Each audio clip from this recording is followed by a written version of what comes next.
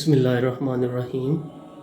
اللہم صلی علی سیدنا و مولانا محمد و علی آل سیدنا و مولانا محمد وبارک وسلم وصلی علیہ۔ آج کا جو ہمارا ٹاپک ہے وہ ہے آپ صلی اللہ علیہ وآلہ وسلم پر نزول وحی کے طریقے۔ حضور صلی اللہ علیہ وآلہ وسلم پر کس طرح وحی نازل ہوتی تھی، یہ آج کا ہمارا ٹاپک ہے۔ تو آپ صلی اللہ علیہ وآلہ وسلم پر وحی جو ہے وہ ڈفرینٹ ویز سے، مختلف طریقوں سے جو ہے وہ نازل ہوتی تھی۔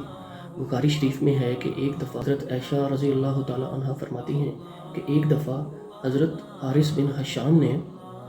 آپ صلی اللہ علیہ وآلہ وسلم سے دریافت کیا کہ اے اللہ کے نبی، اے پیارے نبی، آپ صلی اللہ علیہ وآلہ وسلم پر جو وحی ہے وہ کن طریقوں سے نازل ہوتی ہے؟ تو آپ صلی اللہ علیہ وسلم نے فرمایا کہ جب مجھ پر وحی نازل ہوتی ہے تو مجھے گھنٹیوں کی سی آواز جو ہے وہ مجھے سنائی دیتی ہے، اور جب یہ سلسلہ تھم جاتا ہے تو تب جو گھنٹیوں میں جو آواز ہوتی ہے،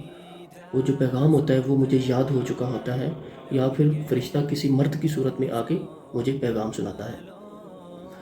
حضرت عائشہ رضی اللہ تعالیٰ عنہ فرماتی ہیں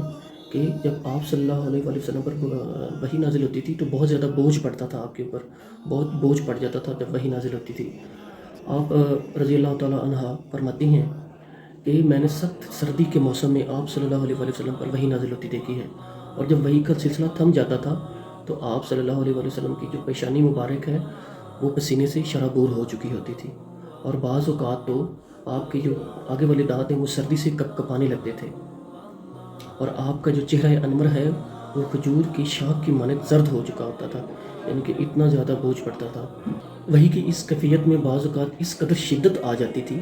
کہ آپ صلی اللہ علیہ وسلم جس جانور پہ سوار ہوتے تھے اتنا بوجھ پڑتا تھا کہ وہ جانور وہاں پہ بیٹھ جایا کرتا تھا۔ اور ایک دفعہ آپ صلی اللہ علیہ وآلہ وسلم نے حضرت زید بن ثابت کے زانوں میں اپنا سر رکھا ہوا تھا، تو وہاں پہ آپ کے اوپر وحی کا جو سلسلہ ہے وہ نازل ہونا شروع ہو گیا۔ تو حضرت زید بن ثابت کے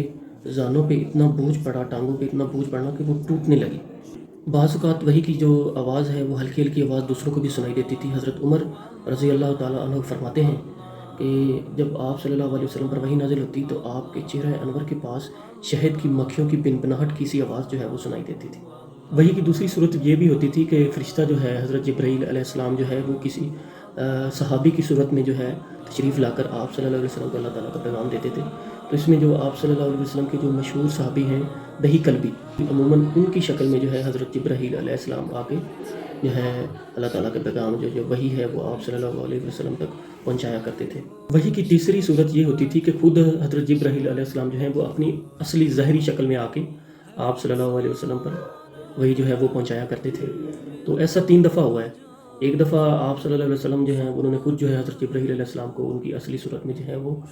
سامنے آنے کی خواہش کا اظہار کیا تھا، اور دوسری بار معراج کے موقع پہ، اور تیسری بار نبوت کے بالکل ابتدائی زمانہ میں۔ بہرحال جو پہلے 2 واقعات ہیں وہ تو حدیث سے ثابت ہیں، اور جو تیسرا ہے اس میں تھوڑا سا شبہ اور شک ہے۔ جو وحی کی جو چوتھی صورت ہے وہ آپ صلی اللہ علیہ وسلم سے ڈائریکٹ اللہ تعالیٰ نے جو ہے وہ کلام کیا، وہ کلام کی صورت میں ہے۔ جو چوتھی جو ہے، ایک دفعہ جو ہے وہ معراج کے موقع پہ اللہ تعالیٰ جو ہے وہ ڈائریکٹ آپ صلی اللہ علیہ وسلم سے ہم کلام ہوئے تھے، اور ایک دفعہ جو ہے نا وہ خواب میں جو ہے آ کر حضور صلی اللہ علیہ وسلم سے اللہ پاک نے ڈائریکٹ کلام کیا تھا۔ اور 5ویں جو صورت ہے وہ یہ تھی کہ کبھی کبھی جو حضرت جبرائیل علیہ السلام ہے وہ سامنے آئے بغیر ہی آپ صلی اللہ علیہ وسلم کا جو قلب مبارک ہے وہاں پہ آ کے وہ جو وحی ہے، وہ جو بات ہے وہ پہنچا دیا کرتے تھے۔ تو یہ ڈفرینٹ جو ہے وہ وحی کی صورتیں تھیں، ڈفرینٹ 5 صورتیں جو میں نے آپ کو بیان کی ہے۔ ان 5 صورتوں میں جو ہے نا وہ وحی آپ صلی اللہ علیہ وسلم پر نازل ہوا کرتی تھی۔